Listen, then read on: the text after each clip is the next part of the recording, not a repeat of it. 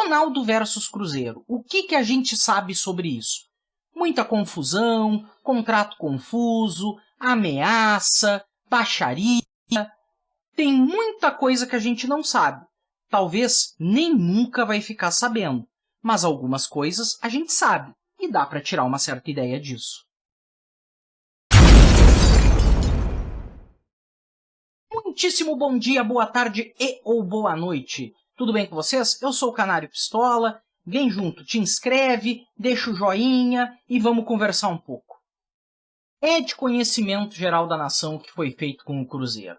Por anos e anos, como muitos clubes brasileiros por aí, o Cruzeiro teve o seu patrimônio dilapidado por gente totalmente sem escrúpulos. Também é de conhecimento geral a maneira como começaram as sociedades anônimas do futebol no Brasil, as famosas SAF, muito baseada no desespero de grandes clubes totalmente endividados. É tudo tão confuso que até a lei escrita é confusa. Obriga que a SAF repasse para a associação dinheiro para dívidas administrativas, mas não fala nada sobre dívidas tributárias, por exemplo. No caso do Cruzeiro, tende a ser até um pouco pior. Pressionado e praticamente inviável pelas dívidas, caído para a Série B, sem conseguir subir em 2 oportunidades, qualquer coisa que se apresentasse que não fosse o que estava acontecendo no clube, já era considerado quase que uma tábua de salvação. A situação era desesperadora, até que surge uma tal de Tara Sports e alguém muito conhecido da história cruzeirense, um ex-jogador, um tal de Ronaldo Nazário. Então, depois de muita conversa, foi celebrado um contrato, a princípio, público, de 400 milhões de reais por 90% da Sociedade Anônima do Futebol do Cruzeiro, sendo que 10% ficavam ainda com o Cruzeiro. Foi discutido muita coisa, debatido muita coisa, existia uma proposta anterior só de 45%, que foi elevada para 90%, e se fechou então a questão e se assinou esse pré-termo de venda. Tudo foi devidamente registrado, o que deveria ser feito, os empréstimos pontos, o modo operandi, tudo bonitinho e confidencial. Somente esses valores foram divulgados para a imprensa na época. Então o Ronaldo chega e começa a impor o seu estilo dentro do Cruzeiro, revisando várias coisas que estavam acontecendo, até mesmo mexendo em contratos de jogadores que estavam no Cruzeiro, como por exemplo o goleiro Fábio, que recebia um alto salário. Teve uma tentativa, dizem, cada um diz uma coisa, de quanto que se diminuiria do salário ou não se diminuiria, quais eram as intenções e tudo mais, mas ok. O contrato do Fábio foi rescindido, o estilo do Ronaldo foi imposto dentro do clube, contratos que haviam celebrados pela associação antes mesmo de fechar o acordo com a SAF, por exemplo, a contratação do zagueiro Maicon, todos eles foram contratos que foram desfeitos devido ao alto custo que eles teriam. Tudo isso em nome de sanitizar a saúde financeira do clube. Mas o buraco era mais embaixo. Cada vez que se mexia, cada vez que se tentava descobrir o que estava acontecendo, para quem o Cruzeiro devia, o quanto devia e como devia, cada vez surgia mais coisas. O Cruzeiro, a princípio, foi desligado do Profut. O Profut, para eu falar para vocês, eu até vou ler aqui direitinho. O Programa de Modernização da Gestão e de Responsabilidade Fiscal do Futebol Brasileiro. O Cruzeiro foi desligado desse programa, que dá diversas vantagens para os clubes, de parcelar por mais vezes as dívidas, juros menores e tudo mais, mas o clube precisa seguir algumas regras. O Cruzeiro não conseguiu seguir essas regras e foi excluído. Então, o Cruzeiro aderiu a um outro acordo, que eu também vou ler aqui, ó. É o acordo com a Procuradoria-Geral da Fazenda Nacional, que foi até bem celebrado na época que o Cruzeiro havia conseguido. Mas esse é um acordo muito mais restritivo, não tão permissivo como o Profut. É uma negociação direta com o Tesouro Nacional. que coloca o clube meio que contra a parede. Tu não pode atrasar 3 parcelas em sequência ou 6 parcelas puladas. O que aconteceu? O Cruzeiro conseguiu ficar devendo 5 parcelas não sequentes, num montante total de 5 milhões de reais. Então aí a coisa começou a ficar mais complicada. Por quê? Neste acordo, o Cruzeiro deu como garantia alguns imóveis. E aí a coisa começou a ficar preocupante. Por quê? Quando tu deixa de pagar essas parcelas, o Tesouro Nacional pode executar as garantias como pagamento. O Cruzeiro deixou várias outras coisas como garantia. Recebimento de dinheiro de patrocínio, verba da CBF de premiações e tudo mais. Mas muito provavelmente, como o Cruzeiro caiu para a Série B e toda a arrecadação do clube diminuiu também, talvez muitas dessas coisas não cobrissem essa dívida. E os imóveis acabaram ficando a perigo. A gente sabe que no Brasil, para se executar uma dívida de fato é muito difícil, mas esse tipo de risco é o risco que não dá para correr. E tanto a Tara Sports como a direção da associação do Clube Cruzeiro começaram a ficar um pouco temerosos quanto a isso. Como eu falei lá no início do vídeo, o problema da lei da SAF é que a SAF ela é obrigada a fazer um repasse de 20% para cobertura de dívidas administrativas. E não fala nada sobre dívidas tributárias. Então, o Ronaldo, vendo que existia, de alguma certa forma, a possibilidade de perder esses imóveis, esses bens do clube, fez uma proposta de assumir esta dívida da SAF.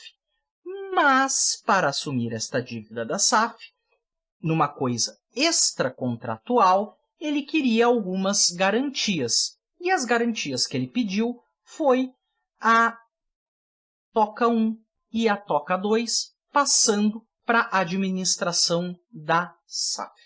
Outra ideia do Ronaldo também foi abrir um processo de recuperação judicial ou extrajudicial, que é o que se faz normalmente com empresas em estados falimentares. Não é bem o caso do Cruzeiro, mas convenhamos que de uma maneira ou de outra foi quase isso que estava acontecendo com o Cruzeiro. Bom, a associação, presidente Sérgio Rodrigues, achou a ideia até factível, ok, para dentro do que o Cruzeiro, da realidade que o Cruzeiro estava vivendo. E essa ideia começou a ser debatida. Até mesmo a mesa diretora tendencionou a achar a ideia ok, mas não gostou nada das outras ideias do Ronaldo, como no caso a cedência da Toca 1 e da Toca 2. E isso acabou gerando um embate muito grande. Fruto deste embate da mesa diretora com a Tara Sports, foi publicado uma carta pela mesa diretora explanando pontos que eram confidenciais do contrato, como o tal do dinheiro que a Tara Sports seria obrigada a colocar além dos 50 milhões do empréstimo ponte, que seriam os outros 350 milhões de patrocínio, de incentivo da SAF. Ficou transparecido que esse dinheiro deveria de ser colocado pela SAF integralmente dentro desses 4 anos de vigência do contrato. Porém, no contrato que foi divulgado pela mesa diretora, o trecho, diziam um C, um E, um excludente.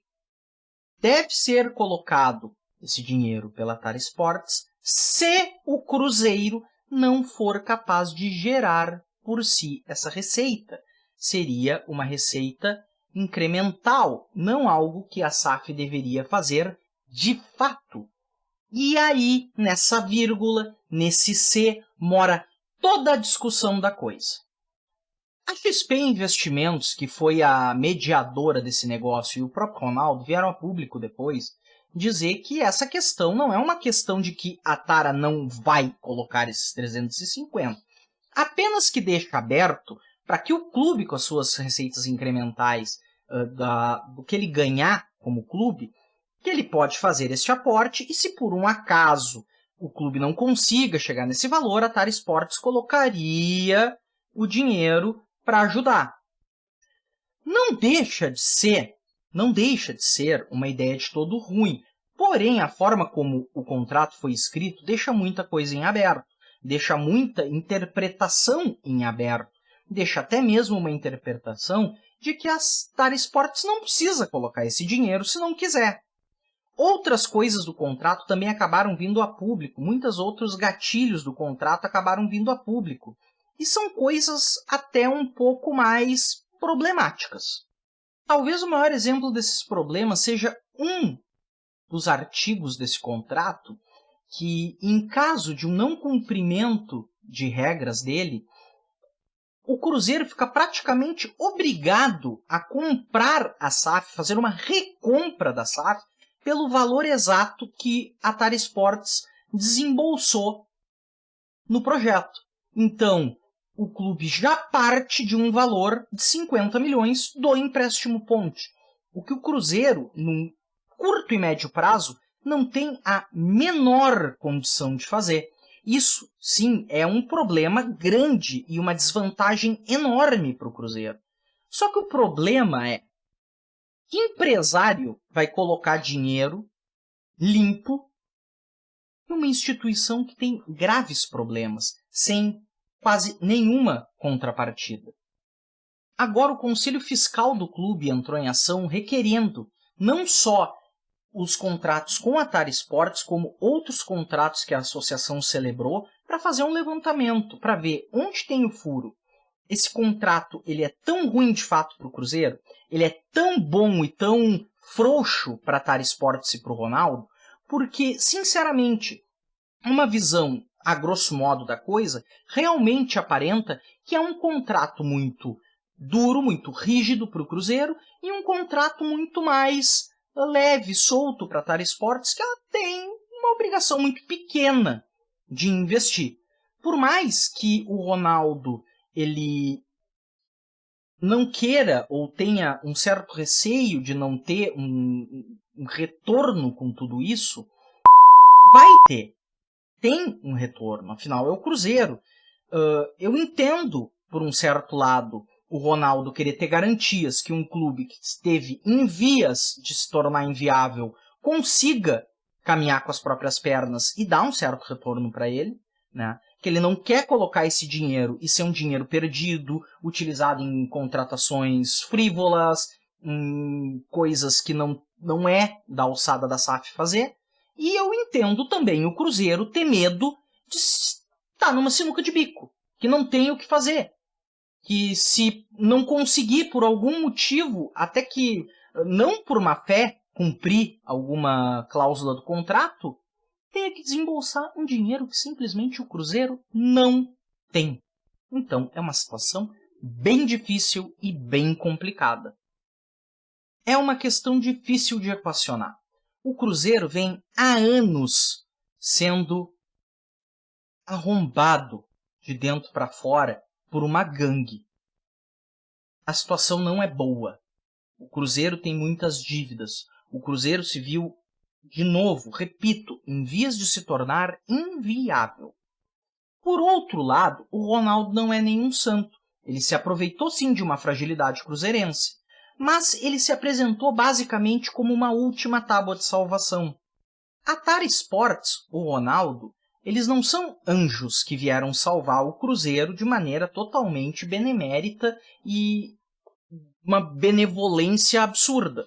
Não, estão ali porque eles veem uma projeção de ganhos, eles veem um negócio que pode dar um retorno sim, só que tudo tem que ser bom para ambos. Não pode ser bom só para um lado ou só para o outro. Nós também, ao analisar essa situação toda, a gente tem que ter muito claro na nossa cabeça o que é uma SAF. Muita gente, e quando eu digo muita gente, olha, é surpreendente, muita gente vem tratando o projeto das sociedades anônimas do futebol basicamente como uma espécie de mecenato 2.0. Descarrega o dinheiro, vamos usar de qualquer jeito, beleza, oba-oba e tudo mais. Talvez a parte mais importante de uma SAF seja a questão da expertise na administração empresarial aplicada ao futebol. Isso a Tara está oferecendo para o Cruzeiro. Muita coisa já foi feita, e bem feita. Só que também tem essa parte do dinheiro, que ok, pode não ser o ponto principal, pode não ser tudo numa SAF, mas ela é sim de fato importante. Mas a gente tem que ter sempre em mente, isso é uma união do dinheiro, segundo plano, em algum plano, mas a administração de futebol, isso tem que mudar, isso tem que ser o grande foco dos clubes. Eu preciso de alguém que venha aqui, me ajude a arrumar a casa, para que eu possa ganhar o meu dinheiro. Então, no fim das contas, esse pensamento do Ronaldo ele até não está errado. Talvez a execução desse contrato tenha sido errado. Mas sim, realmente, o clube tem que ser organizado e arrumado para que não dependa a vida inteira de um dinheiro de uma SAF. O contrato do Cruzeiro com o Ronaldo são de 4 anos. E depois de 4 anos? Sai a SAF, sai o dinheiro, acaba a renda. O clube tem que aprender a andar com as próprias pernas.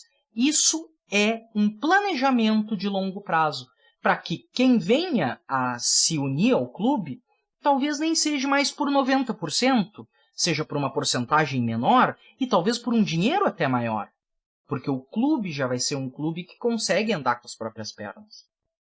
Isso tudo tem que ser levado em consideração e analisado. Não existe nem mocinho nem bandido nessa história. A gente tem que analisar friamente. O Ronaldo não é um salvador da pátria, e nem todo mundo dentro do Cruzeiro ou é Sevandija, ou é quilingue, ou é um mentecapto. Tudo tem que ser analisado com calma, frieza e com o máximo distanciamento de emoções possível. Muita coisa ainda está por acontecer. Muita coisa ainda vai vir a público. Muito provavelmente eu vou voltar aqui com vocês numa outra oportunidade para a gente conversar mais sobre os desdobramentos dessa história. Agora que eu já te falei tudo isso sobre esse assunto, só quero te lembrar de uma coisa. Curte, compartilha esse vídeo com os teus amigos e comenta aqui embaixo o que tu acha da situação, certo? Até mais. Tchau, tchau.